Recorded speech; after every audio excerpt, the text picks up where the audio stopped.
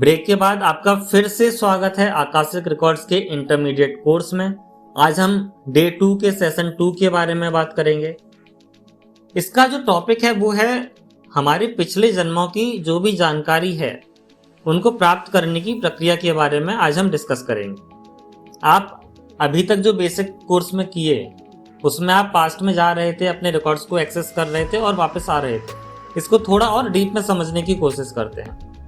Akashic records की सबसे शक्तिशाली जो विशेषता है ना, वो ये है कि आत्मा की संपूर्ण यात्रा को ये सहेज के रखते हैं। आपकी आत्मा जब से निकली भगवान के अदर से, तब से लेकर अब तक उसके जो भी कर्म थे, जो भी फल थे, जो भी प्रतिक्रियाएं थी, कोई भी संबंध थे, कोई इच्छाएं थी, उन सभी रिकॉर्ड्स को ये सहेज करके रखते हैं। इसमें आत्मा के हर जन्म का लेखा जोखा होता है। कहाँ जन्म लिया, किन अनुभवों से गुजरी, कौन कौन से कर्म किए और कौन कौन से संबंध बने और टूटे। अपने पिछले जन्मों की जानकारी प्राप्त करना न केवल आत्म समझ को बढ़ाता है, बल्कि वर्तमान जीवन की जटिलताओं को सुलझाने की भी कुंजी है। अब हम पिछले जन्मों को, उनकी जो जानकारी है उनको प्राप्त करने की प्रक्रिया को सीखते हैं, जिससे आप जब भी अपने पास्ट में जाएंगे तो और डिटेल्ड के साथ जा सकते हैं। सबसे पहले सही इरादे का निर्धारण करें। एक क्लियर इंटेंशन का होना बहुत ज्यादा जरूरी है। आकाशिक रिकॉर्ड्स आत्मा के गहरे रहस्यों को तभी प्रकट करते हैं जब साधक का उद्देश्य शुद्ध हो, स्पष्ट हो और सेवा भाव से युक्त हो। उदाहरण के तौर पर गलत इरादे से जानकारी प्राप्त करने की चेष्टा करने पर यह केवल जिज्ञासा से पूछने पर रिकॉर्ड्स अपूर्ण, भ्रमित या फिर बंद रह सकते हैं। हो सकता है आपको जानकारी ही ना मिले। अब सही इरादा कैसे तय करें? डे 1 में हमने बात की है कि किस तरह से सही इंटेंशंस को सेट करना है। आज भी बात करेंगे आप सही इरादा कैसे तय कर सकते हैं। एग्जाम्पल देखिए, मैं यह जानना चाहता हूं ताकि वर्तमान जीवन के अवरोध समझ सकूं। आप वाकई में पास्ट क्यों देखना चाहते हैं? उसके लिए आपका इंटेंशन क्या होना चाहिए, उसको देखिए कि मैं ये जानना चाहता हूं ताकि वर्तमान जीवन के अवरोध समझ सकूं। मेरे साथ अभी ऐसा क्यों हो रहा है, उसको समझने के लिए ही मुझे पास्ट को जानना जरूरी है। मैं आत्मा की सीख और अधूरे कर्मों को पहचानना चाहता हूं। जब आप इस तरह का इंटेंशन रखते हैं तो उसको हम बोलेंगे कि आप सही इरादा रख रहे हैं। इसके बाद प्रश्न पूछने की विधि। डे 1 में भी हमने बात की कि सही प्रश्न पूछें। आज वापस से उसी पर चर्चा करेंगे। साधारण या फिर सतही प्रश्नों को रिकॉर्ड्स गहराई से उत्तर नहीं देते हैं। हमने पिछली वीडियो में भी ये बात की।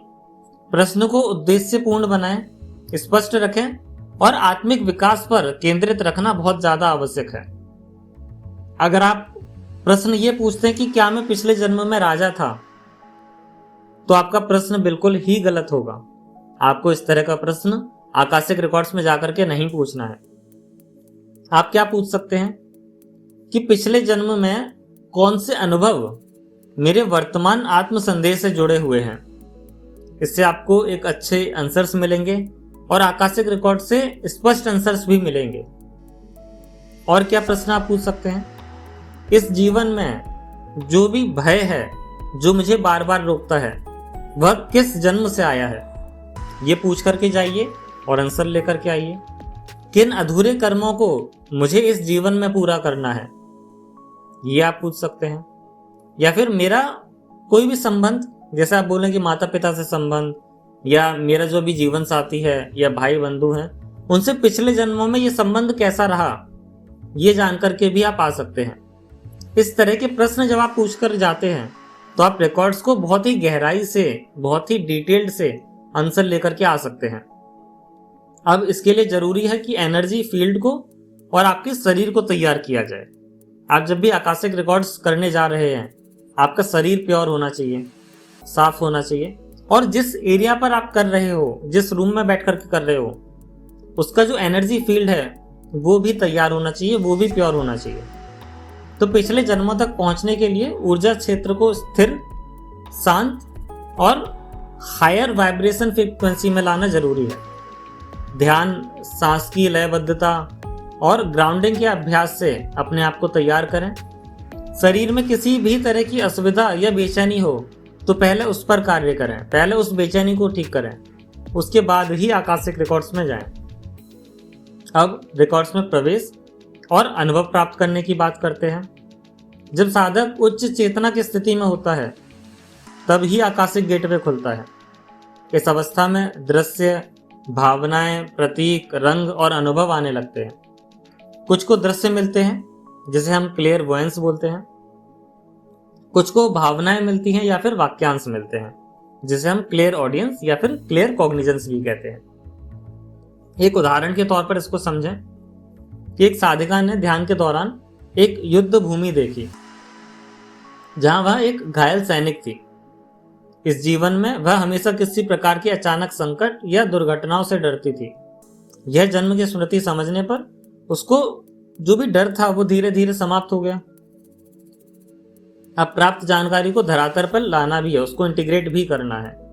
उसको समझते हैं। मानिए आप पास्ट में गए और कुछ जानकारी लेकर के आए, लेकिन उससे आपने जीवन में कुछ किया ही नहीं, तो उसका कोई फायदा नहीं है। केवल जानकारी प्राप्त करना ही पर्याप्त नहीं है, उसका अर्थ समझना है और उसे वर्तमान जीवन में आत्मसात करना है। ये सबसे ज्यादा महत्वपूर्ण चरण, ये बहुत ज्यादा इंपॉर्टेंट स्टेप भी है। अब ये कैसे करेंगे? डायरी में नोट करें कि आपने क्या अनुभव किया।